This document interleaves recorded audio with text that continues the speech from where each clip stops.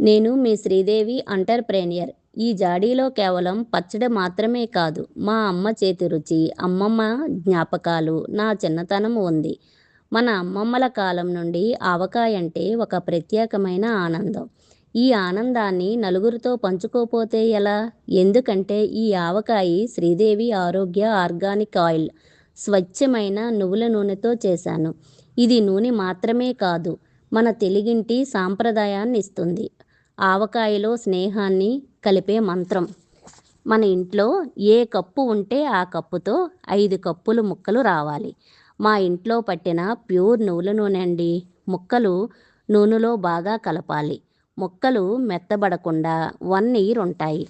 పసుపు, వెల్లుల్లిపాయలు, కారం గిన్నెకి తలకొట్టి వెయ్యాలి. ఆవపిండి 3/4 కప్పు, కప్పులో సగం కల్లుప్పు ఎండబెట్టి మిక్సీ పట్టి వెయ్యాలి.